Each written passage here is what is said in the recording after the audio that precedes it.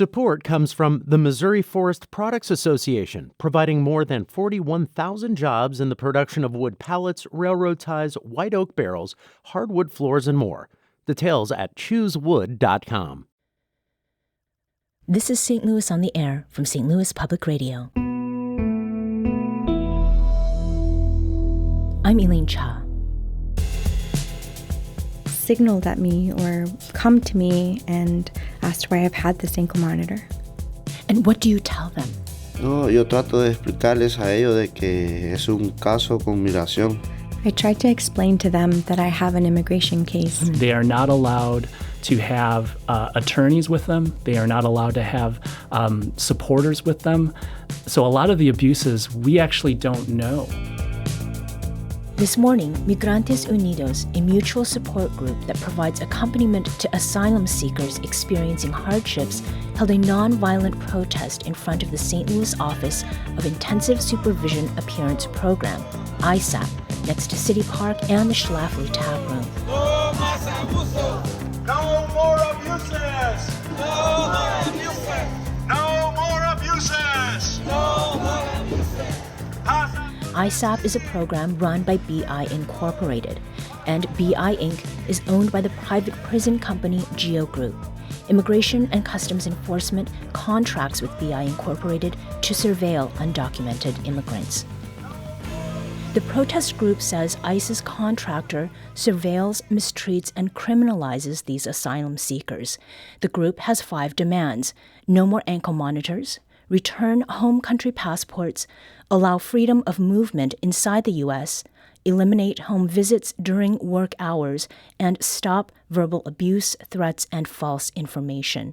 Joining me in studio to talk about this is Adriano Udani, Associate Professor in the Department of Political Science at the University of Missouri St. Louis and Director of UMSL's Public Policy Administration Program. He is also a co-founder of Migrantes Unidos. Adriano, welcome to the program. Thank you, Elaine. It's great to be here. It's a pleasure. Now, first, let's talk about basic definitions to ensure that we're understanding and using terms accurately. What is asylum, and how does a person seek it? Sure, that's a great question. So asylum is protection from violence. And so oftentimes we have to differentiate between asylum seekers and refugees. So refugees are escaping violence, but they secure a destination, an agreement with the government to be placed somewhere where they're going. Asylum seekers claim for protection when they arrive at the border. Mm-hmm. And so particularly Mexican and Central Americans will arrive at the U.S. border to seek for asylum. Mm-hmm. And so that's where the process starts. Okay. Now, are asylum seekers undocumented if they've effectively registered themselves with ICE?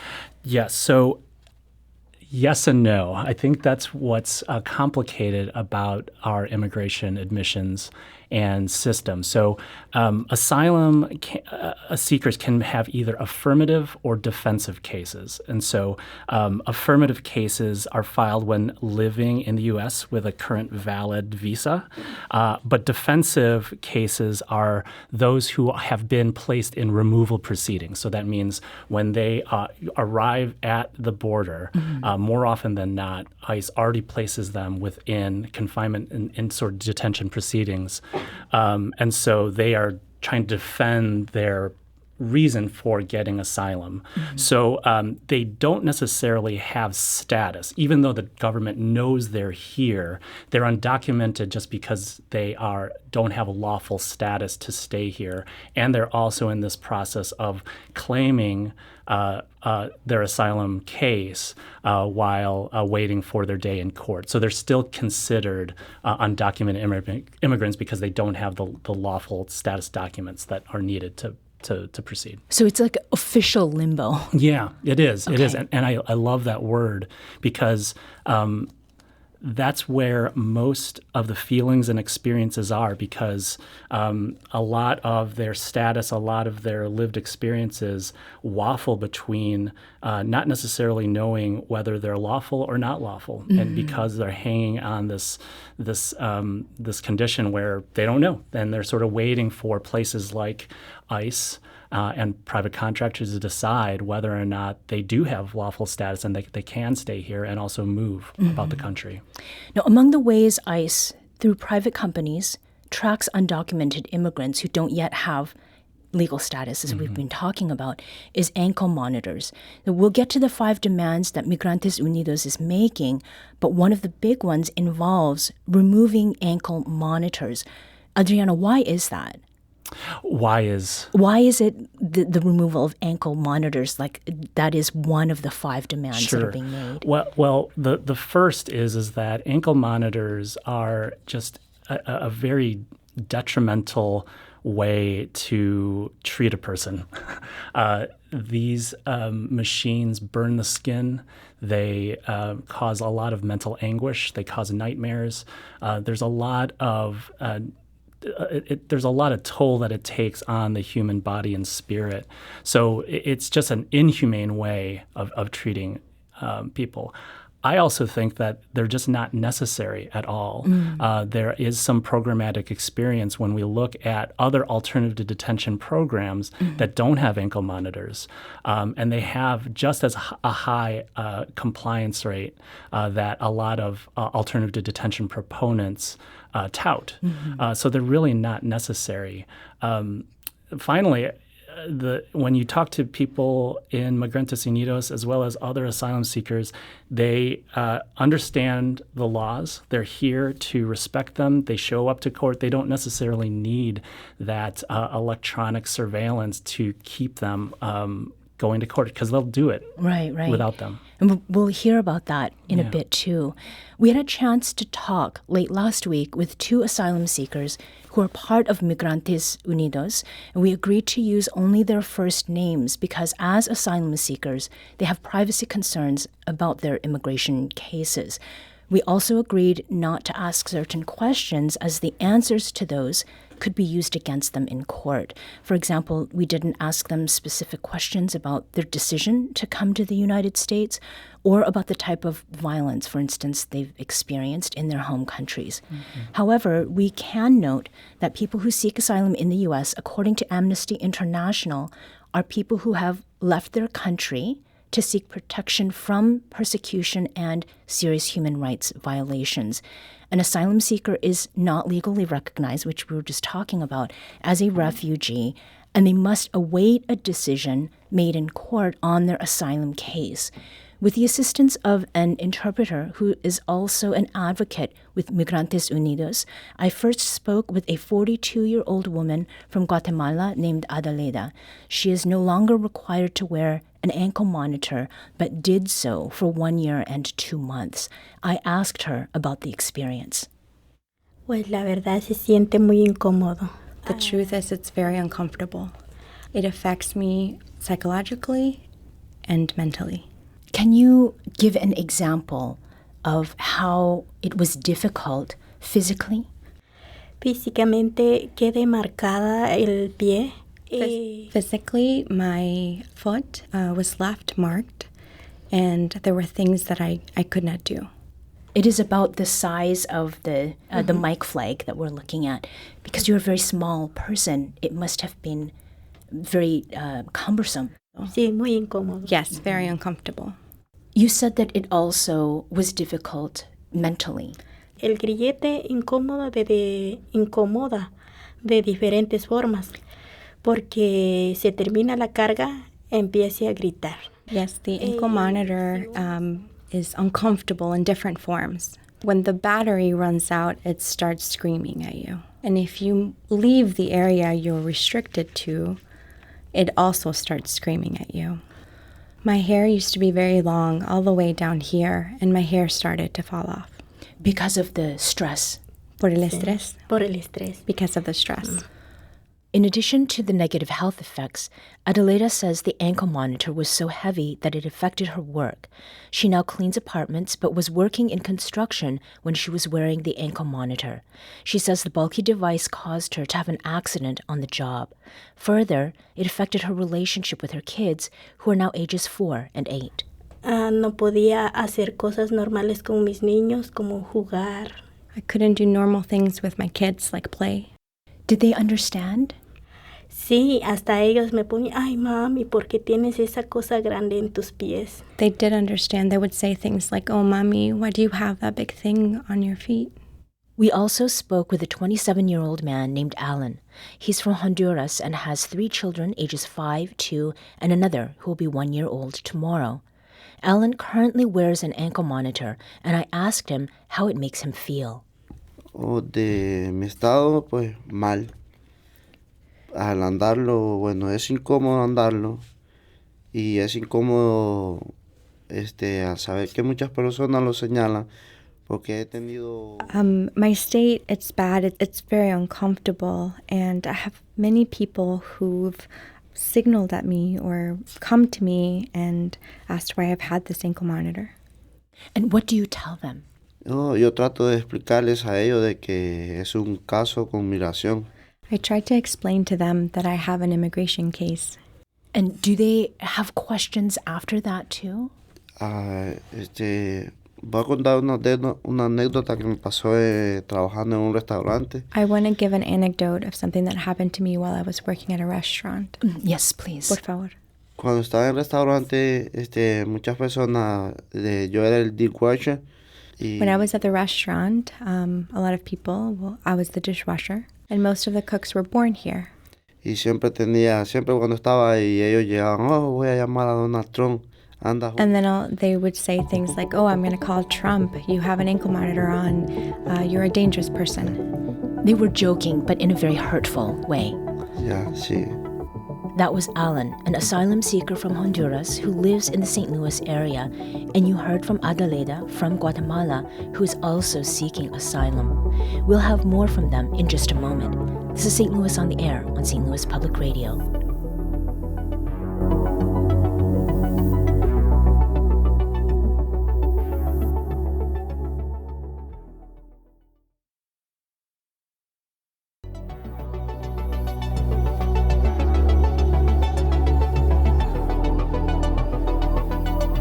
Welcome back. I'm Elaine Cha. A couple of hours ago, just across from CityPark in St. Louis's downtown west neighborhood, there was a protest. Migrantes Unidos, a group that supports local asylum seekers experiencing hardships and asylum seekers themselves, held the nonviolent action in front of the Intensive Supervision Appearance Program, or ISAP, office. We'll get back to Professor and Migrantes Unidos co-founder Adriano Udani in just a moment, but let's hear more from Adelaida and Alan. Those are the 2 local asylum seekers whom you heard from just before the break. And again, we agreed to use only their first names because they have privacy concerns about their respective immigration cases. We'll get to the group's full demands in a moment. They already talked about how they don't want to wear ankle monitors anymore. Another demand is to have their passports returned to them. I asked Adelaida if it was ISAP or Immigrations and Customs Enforcement who took her passport. No, es ISAP, porque cuando llegué directamente a migración. It's ISAP. When I arrived here, I went directly to ICE, and they sent me to ISAP. And that's where all of the abuse started at ISAP. They mistreat us. What do you wish people understood about you? Pues que la verdad hay mucha injusticia sobre, todo lo que yo he pasado. Honestly, there have just been so many injustices that I've lived through. A lot of things, like it's not okay for them to contact you during work hours. Oh, for ISAP. Ajá. So they will contact you while you are working. Mientras estamos trabajando, nosotros tenemos que trabajar más. Yo soy una madre soltera, tengo que trabajar y ellos no, todo lo que ellos hacen es dar mal. Yes, falsas they contact us while we work. We have to work. I'm a single mom, and they also give us false information, and we just don't have time to waste. They make us feel uncomfortable, and they are disrespectful. Alan feels similarly that Immigration and Customs Enforcement's contractor, BI Inc., which runs ISAP, is disrespectful. Alan is currently required to wear an ankle monitor, but that hasn't been the case for his entire time in the United States. After previously wearing one for about 2.5 years, he was forced to wear one again because he was accused of missing appointments related to his immigration case. I asked Alan about that. Esas son citas que hacen, son llamadas. Their appointments via phone calls and home visits. Is there something that has prevented you from making those appointments? No, ninguna. Mi cita siempre he estado pendiente de ella. No, I've always been conscious of when my appointments have been. I don't know why they're telling me I have so many absences. You said you were accused of not showing up, Ya. but you are saying that those accusations are not true. Do you feel like there's any way to correct that situation? Creo que sí. I think so. And in what way? Poder hablar con el representante. We need to speak with a representative. And have you been able to do that at all? No, uno no puede, como le digo, hablar con ellos como quererse defender. We can't speak with them in a way where we're able to defend ourselves. I asked Alan to tell me about his interactions with ISAP, and he singled out one ISAP employee in particular. Bueno, la vez que ella me llamó a mi oficina, ella fue muy fuerte. Oh, te quiero en mi oficina mañana a las 9. Pero antes de eso me dijo que...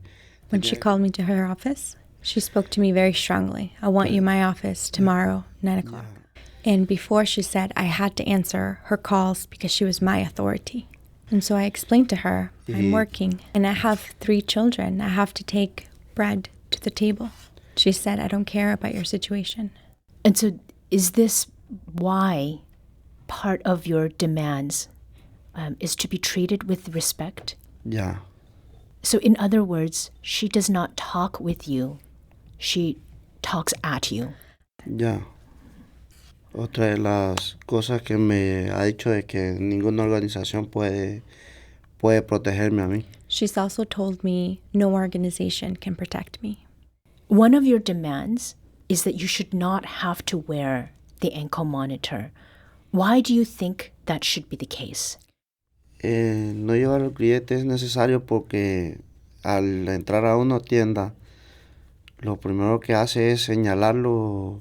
Not having ankle monitors is important. It's necessary because say you walk into a store, they look at you at the ankle monitor, they think you're dangerous. I'm not a dangerous person. What would you say to people who say that you cannot be trusted to show up to a hearing? Pues lo que le quiere decir de que ya que muchas personas estamos aquí y pues de lo que nosotros queremos es hacer las cosas bien. There are a lot of us here and we want to do things the right way. The simple fact that we're showing up to immigration, my people would say that means we are trustworthy. I asked Adelaida much the same question, but with a focus on alternatives to ankle monitors and other forms of surveillance BI Inc. currently employs. Pues como aquí entran pidiendo asilo, entonces no es necesario de poner un grillete, nada de lo I came here seeking asylum. There's no need to use an ankle monitor or any of the things that they're doing here. I came here seeking asylum. I'm here to follow the rules. Is the alternative giving you a hearing date and trusting that you will attend? Sí, es que si nosotros entramos pidiendo asilo, a nosotros nos conviene presentarnos en la corte.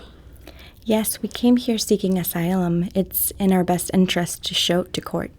According to a data collection effort run by Syracuse University, the number of immigrants enrolled in the Alternatives to Detention program as of earlier this month is about 281,000. That's down by about 73,000 people since the start of the year.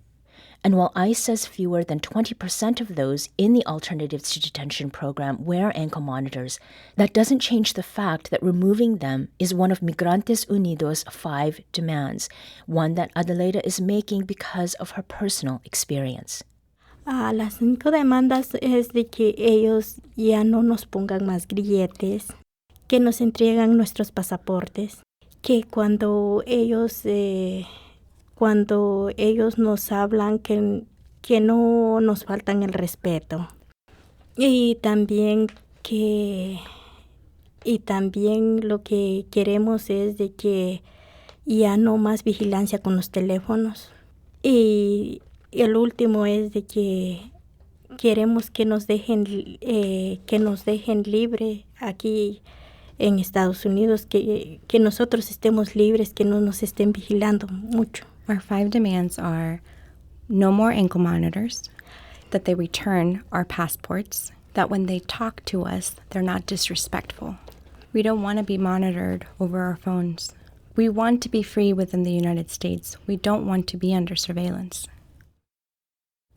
That's Adelaida, a 42-year-old immigrant from Guatemala, and you heard from Alan, a 27-year-old from Honduras. Both reside in the St. Louis area, and they're both seeking asylum. There were among several dozen asylum seekers and advocates who protested in front of the Intensive Supervision Appearance Program, or ISAP, office this morning. ISAP is run by a company called BI Incorporated, which is owned by a company called Geo Group, a private prison company. Immigration and Customs Enforcement, or ICE, contracts with BI Incorporated as an alternative to detention. We reached out to Geo Group and they said, quote, ICE has sole authority for participant placement and termination. BI has no authority to make supervision or programming decisions. ICE selects the type of electronic monitoring, the intensity of supervision, and the frequency of reporting. Regarding the allegations of asylum seekers being verbally abused and treated disrespectfully, the company wrote, quote, our employees are trained to and required to treat participants with dignity and respect, and we take your reported allegation of abuse very seriously. Unquote. Further, the company said they have a grievance process in place and it will investigate the allegations. Immigration and Customs Enforcement also acknowledged receipt of our questions, but said it was unlikely they would have time to respond by showtime. A spokesperson for the agency said they were still gathering information. Here with us again is Adriano Udani, Associate Professor in the Department of Political Science at the University of Missouri, St. Louis, and Director of UMSL's Public Policy Administration Program. He's also co-founder of Migrantes Unidos, a mutual support group that provides accompaniment to asylum seekers experiencing hardships. So we've just heard quite a bit. Adriano, you were taking notes. What is in those notes? Yeah. Well, first, I just wanted to jot down, thanks to St. Louis Public Radio for blending in both Alan and Adelaida's voices with our interpreter, Maria Torres Wedding, who I want to give a shout out. She is also a co-founder of Migrantes Unidos and brings the heart and soul of trauma-informed care and voice to our asylum seeker colleagues. The other thing I sort of wrote down was that I'm just so proud of Adelaida and Alan and Migrantes Unidos. It's not like they just found their voice. Mm-hmm. They've always had a voice. They're experts. They have this knowledge of how to correct these violent systems that intentionally harm them.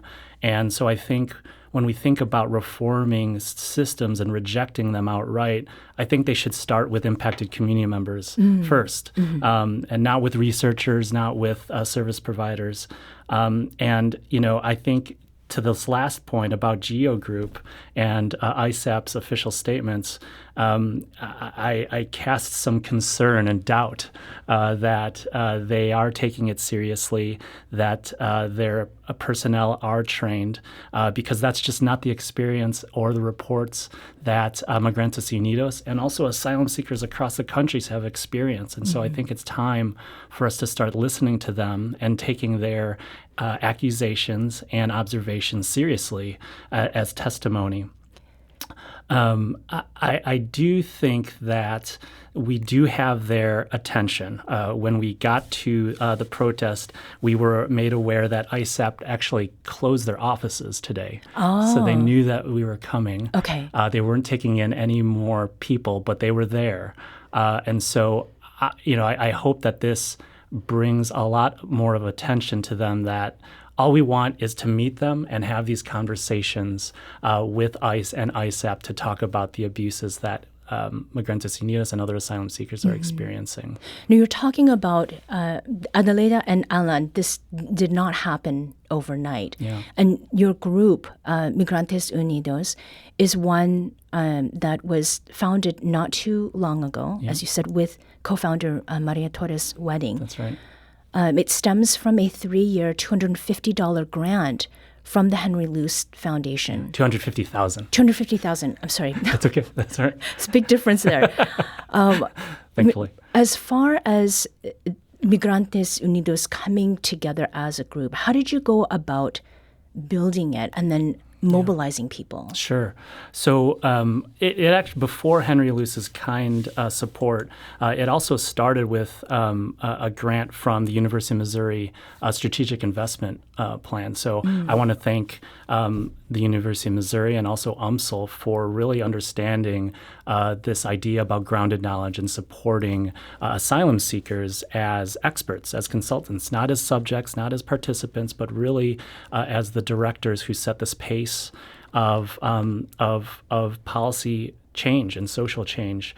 But Maria and I sort of thought about, well, let's just think about our dream project. Like, how could we build something that feels good, that centers impacted community members, but then also can empirically sort of identify a way forward.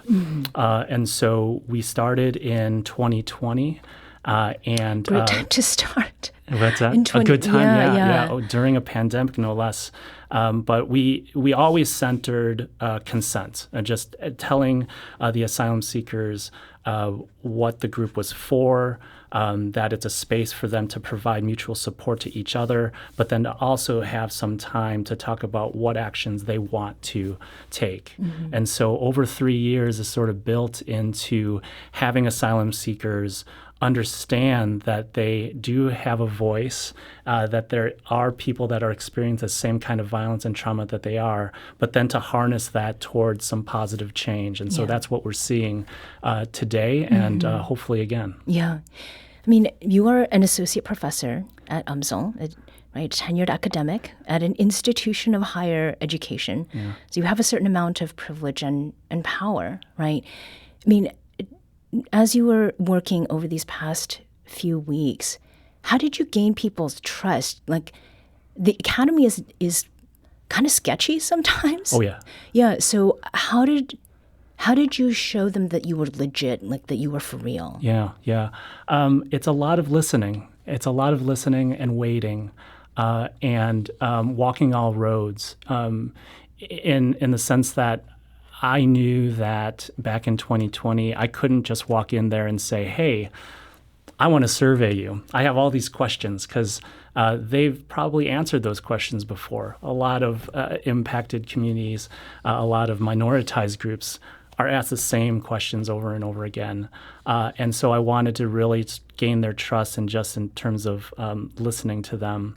But I think the other way that I gained their trust was also just acknowledging the harm that academic institutions has caused. And so there's a lot of reckoning that we need to do to at least affirm and acknowledge that we have this privilege, as you said, but that we realize that and we're ready to address those and and then start building these sort of reciprocal partnerships. And I think that's the idea, is the reciprocity between these partnerships. Now, as we noted at the top of the segment, Migrantes Unidos, held that nonviolent protest this morning. Yeah. ISAP closed their offices, and those 5 demands that you made, the ankle monitors were certainly one of them. Yeah. The other 4 were about the return of home country passports, allowing freedom of movement within the United States. So right now they're limited to one state. Elimination of home visits during work hours, and stopping verbal abuse, threats, and false information. And we heard a little bit of each of these from Alan and Adelaida. You said that the closure of the offices, that was a sign of success. What other signs will you be looking for in the coming days? Yeah. I think that having a meeting with the ICE officer who is in charge of assigning the ankle monitors will actually have a meeting with us. So one of the first public actions that this group did was to write a letter to the Officer Garza at the time. It was hand-delivered by them during a pandemic. No less. And no less. And we got a non-response. And so we have yet to hear that response. So having a meeting would be a step in the right direction. A lot of the abuses of ISAP and BI, despite what Geo Group says, occur behind closed doors. They are not allowed to have attorneys with them. They are not allowed to have supporters with them. So a lot of the abuses, we actually don't know what goes on. And the only people that do are positioned as asylum seekers. And they're the ones who know what to do and what they're experiencing. And so I think it's time to listen to them. So I think another thing that I'm looking for is they allow us to have our supporters with our asylum seeker colleagues to have this conversation about their demands. And as we close here, in a simple takeaway sentence, why do you think folks should pay attention to the demands that these asylum seekers are making? Yeah. I think in this world, like coming out of a pandemic and a lot of reflection, I think we all sort of look to try to be better versions of ourselves. And we enjoy the freedom of critical thought. We enjoy the freedom of movement. And Migrantes Unidos is looking for the same thing, is to be better versions of themselves, to move about the country, and to enjoy life. And that's what they deserve, and that they should be treated as dignity, as everyone should. And these machines and electric ways of monitoring movement don't deserve a place on anyone. Adriano Udani is Associate Professor in the Political Science Department at the University of Missouri, St. Louis, and Director of UMSL's Public Policy Administration Program. He's also co-founder of Migrantes Unidos. Adriano, thank you for being here today. Thank you so much for having me. Today's episode was produced by Alex Hoyer. Audio engineering and podcast design by Aaron Dorr. Our executive producer is Alex Hoyer. St. Louis on the Air is a production of St. Louis Public Radio. Understanding starts here. Our podcast proudly supports St. Louis artists by using music from Life Creative Group.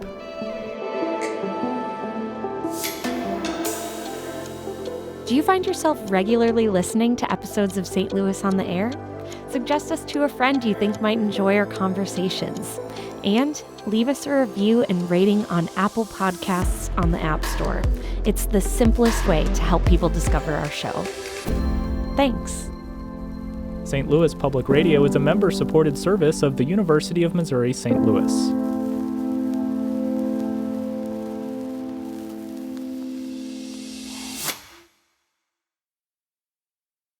Support comes from the Missouri Forest Products Association, providing more than 41,000 jobs in the production of wood pallets, railroad ties, white oak barrels, hardwood floors, and more.